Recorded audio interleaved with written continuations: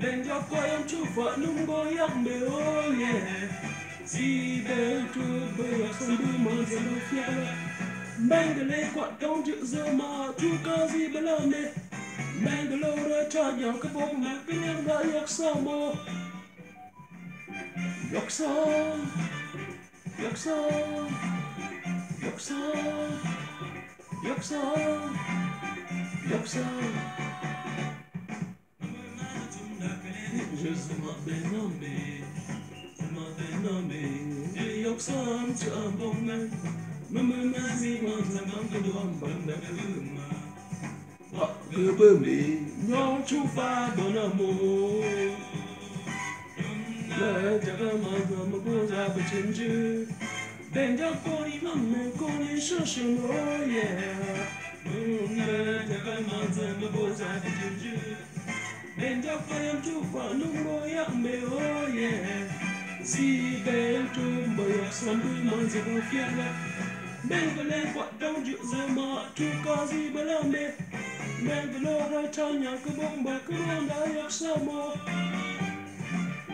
Yoksa, yoksa, yoksa, yoksa.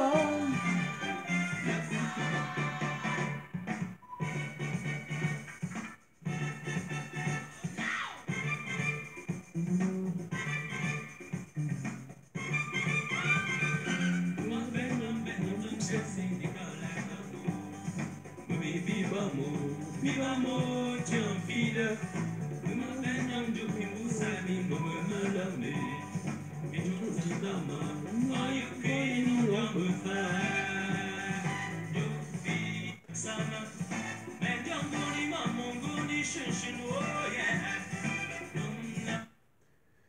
Mesdames et messieurs, bonjour et bienvenue une fois de plus à notre écoute sur notre page Facebook Les Visages d'Afrique.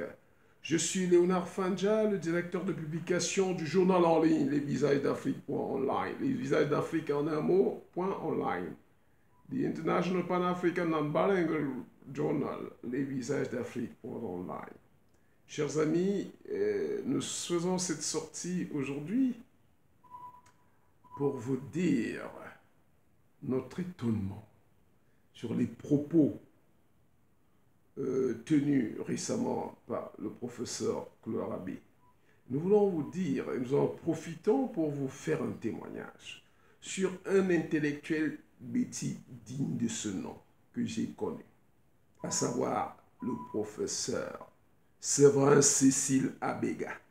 Once upon a time, dear brothers, I was the mission accountant of Care International Cameroon. So I had the opportunity to deal with so many people, so many intellectuals, with Séverin Cécile Abega. And the man impressed me by that time very much. Why? Because let me tell you, I'll tell you exactly, let you all understand very well what I mean and what I let you be well aware about. This is the problem. Mesdames et messieurs, à un moment, j'étais le mission accountant de Care International au Cameroun et j'ai eu l'occasion de connaître beaucoup de gens, parmi lesquels un grand intellectuel bêtis en la personne de Séverin Cécile Abega. Pour la petite histoire, j'avais l'habitude, c'est auprès de moi que le professeur Séverin Cécile Abega venait toujours prendre ses perdièmes et tout. Mais à chaque fois qu'on le sollicitait comme consultant pour des études dans les régions de l'Est et de l'extrême Nord, il fallait toujours envoyer une voiture le chercher. Un matin, je lui dis, écoute docteur, vous faites partie des rares docteurs qui vont à pied, qui ne s'empressent pas à avoir une voiture et qu'on doit toujours envoyer une voiture chercher. Alors, quelle fut la réponse de Dr Séverin Cécile Abega?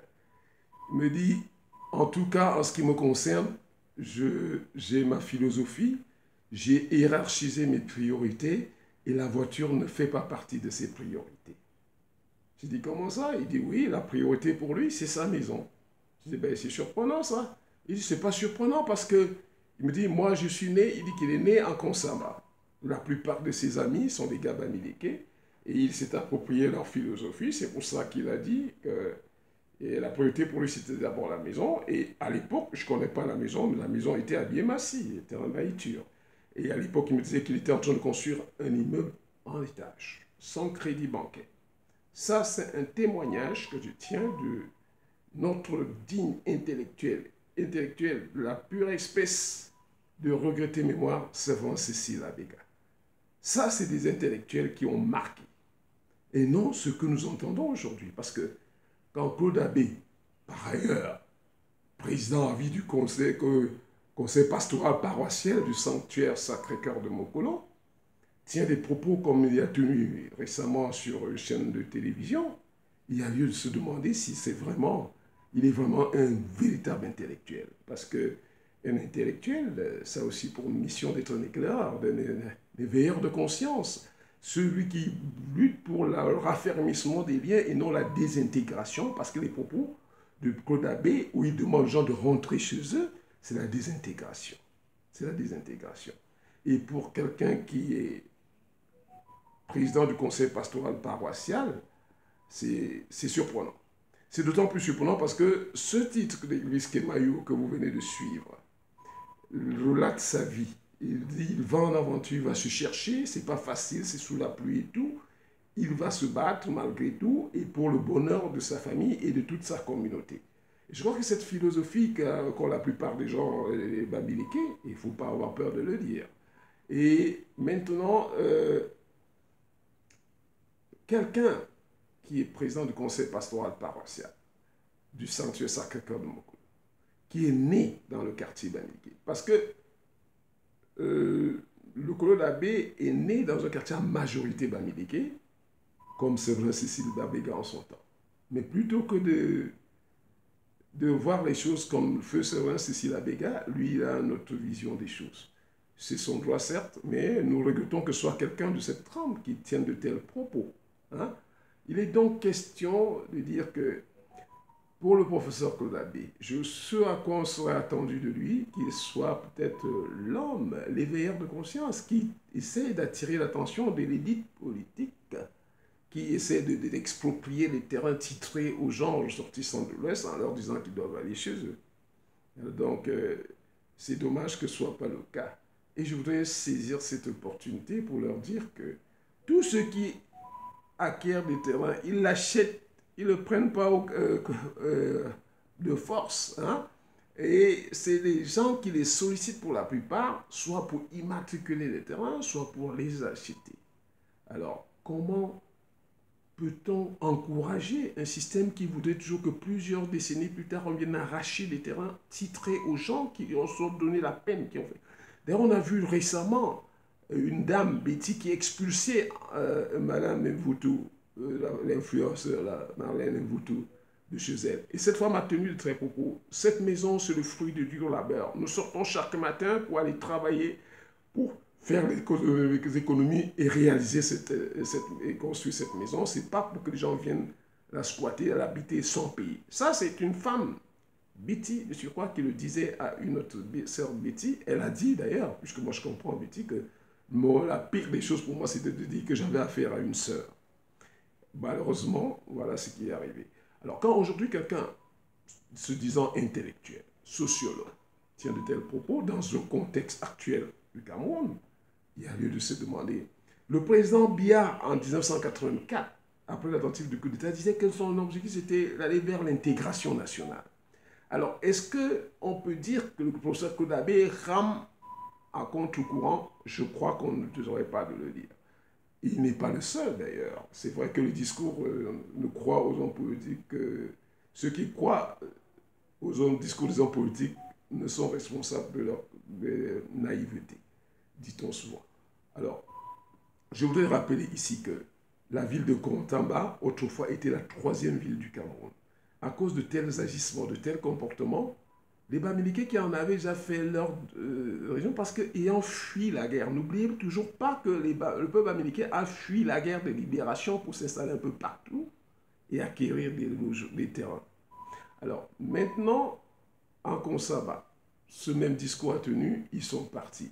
Peut-être dites-vous que parce qu'on est dans la capitale, rien de pareil ne peut arriver. Je voulais vous dire que ce qui est possible aux hommes est possible à Dieu. Alors ne croyez pas qu'on ne peut pas abandonner un de ces 4 matins, changer de capitale et que Yaoundé regresse. Ça, ce n'est pas impossible. Alors, je voudrais en plus dire ceci. Plutôt que de demander aux gens de rentrer, nous sommes prêts même à rentrer. Facilitez-nous le contexte. C'est pas compliqué de demander au pouvoir de créer, de décider de la décréter du fédéralisme. Qu'on crée des États fédérés. Nous-mêmes, parce que je suis né dans le même quartier que Claude Abbé, je suis son aîné. Hein? Nous on a grandi, on a fait tout, on a investi. Mais ils sont prêts à vendre, même si vous le voulez, pour rentrer chez nous. Mais donnez-nous le fédéralisme, on va y aller. Parce que ça ne vaut pas la peine. Aujourd'hui, on a même l'impression que la région de l'Ouest est sous occupation.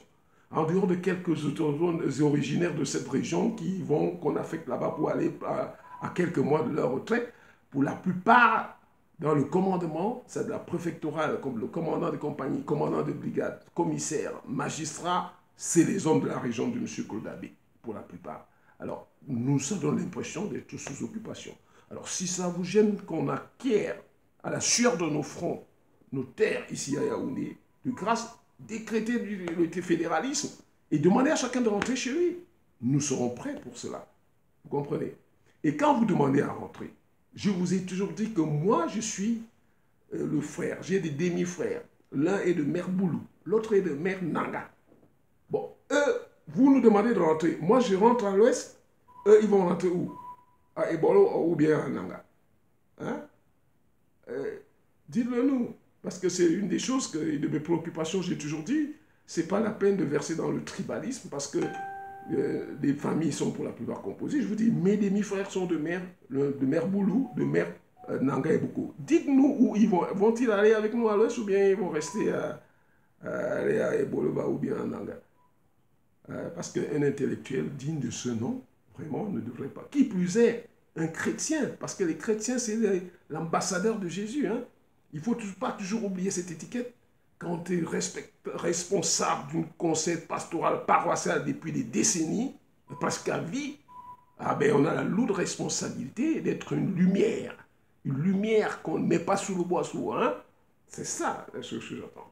Donc, chers compatriotes, chers amis, le professeur Claude Abbé doit présenter ses excuses au peuple camerounais en général et au peuple américain en particulier. Il est né à Bokolo, il a grandi, la plupart des gens, nous connaissons ce qu'on est, les maisons, on connaît tout.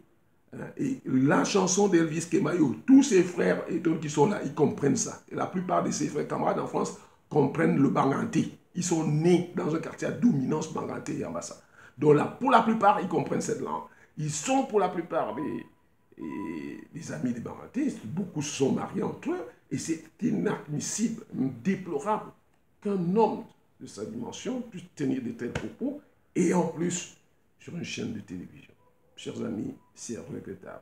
Si nous aimons ce pays, nous avons le devoir de parler avec circonspection et d'être des exemples aussi bien dans nos actes tous les jours que dans nos propos. Je vous remercie.